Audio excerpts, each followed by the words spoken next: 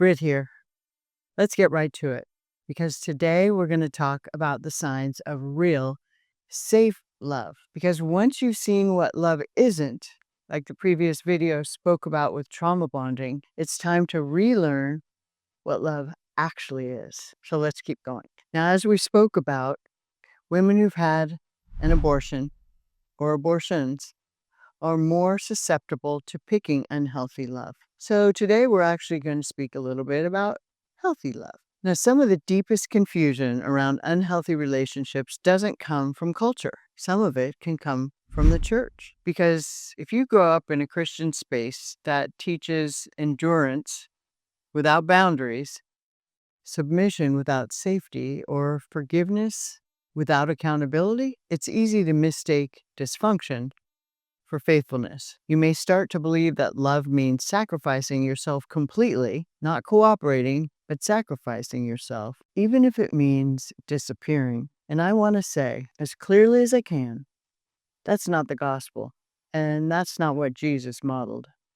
And that's not what love is supposed to look like. So let's start with the most misused word in Christian relationships: submission. Submission in Scripture is mutual. Ephesians 5:21 tells us that. It's actually not about one person dominating while the other disappears. It's not about tolerating emotional or physical abuse in the name of loyalty. The verse about wives submitting to their husbands, Ephesians 5:22, is directly prescribed by submit to one another out of reverence for Christ. And the verse has been ripped out of context and used like a weapon in way too many homes. I've seen that, especially against women who already believe they have to earn love by sacrificing themselves. Now, let me be straight. There is a healthy submission of wives to their husbands, and God does want us to submit one to each other. Yet, if you've already experienced childhood neglect or abandonment, or you've had an abortion, and you've come into faith with a people-pleasing pattern, you're especially vulnerable to spiritual gaslighting. You hear things like, love keeps no record of wrongs. And that was 1 Corinthians 13:5. And you may think it means that you're not allowed to have boundaries. You may have heard, turn the other cheek.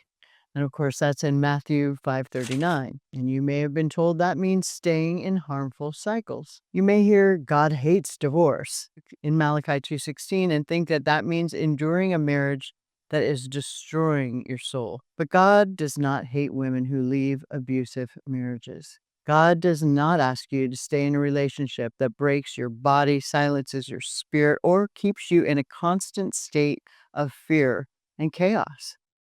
God is a God of order. His word tells us that. He loves order. He loves peace, not chaos and confusion. And God does not equate enabling sin with extending grace. So look at how Jesus treated women. Every time he protected, he honored, he listened, he spoke truth. He never shamed. He never said, stay with the man who throws stones. He said, go and sin no more to the oppressors as much as to the hurting. So why do so many women stay in toxic relationships, thinking it's the Christian thing to do? We've been taught at some level to prioritize being nice over being whole. And because we've been told that God is glorified by our suffering instead of by our healing. Now, obviously, this is not every case, but if you've heard some of these things that have helped you be trapped in an abusive relationship, God doesn't want that for you. Suffering for the sake of love does not mean suffering for the sake of abuse. And yes, there are moments when love calls for sacrifice. There are moments of pain. No relationship's perfect. There are arguments. There are things that need to be worked through. Sacrifice without safety isn't sacrifice. It's traumatizing. And forgiveness? It's real. It's powerful. And when you choose to fully forgive yourself for your abortion, your future will be different too. Forgiveness isn't the same in relationships as reconciliation. Forgiveness is a heart posture between you and God.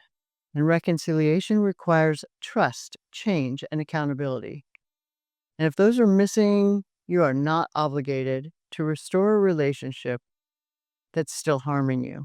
Romans 12:18 says, if it's possible, as far as it depends on you, live at peace with everyone.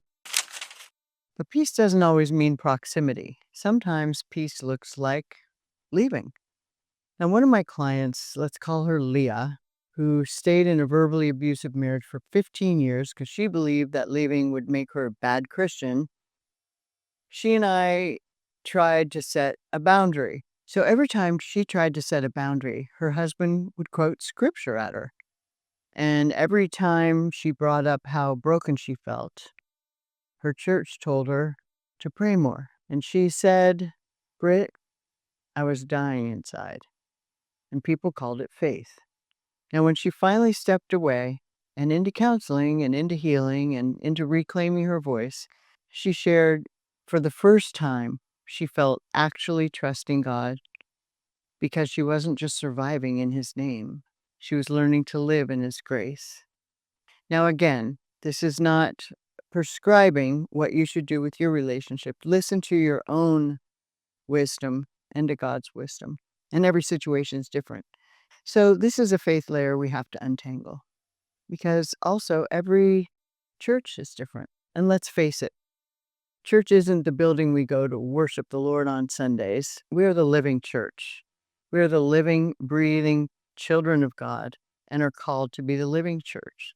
So when we go out into life, we represent God and His values because Jesus didn't die so you could keep suffering silently in relationships that slowly erase you, whether that's work, friends, or a spouse.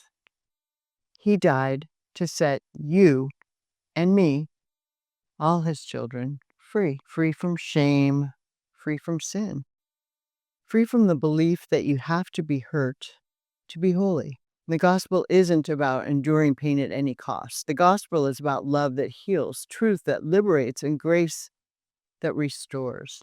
And real love, the kind modeled by Christ, doesn't abuse, it doesn't manipulate, and it doesn't assert control over you. It lays itself down, not to dominate, but to lift you up. So if you've been using scripture to justify staying in pain, I want to invite you to look again, not through the lens of fear, but through the lens of your freedom, because God doesn't ask you to stay in bondage. He came to bring you out of it. And that's where we're going next.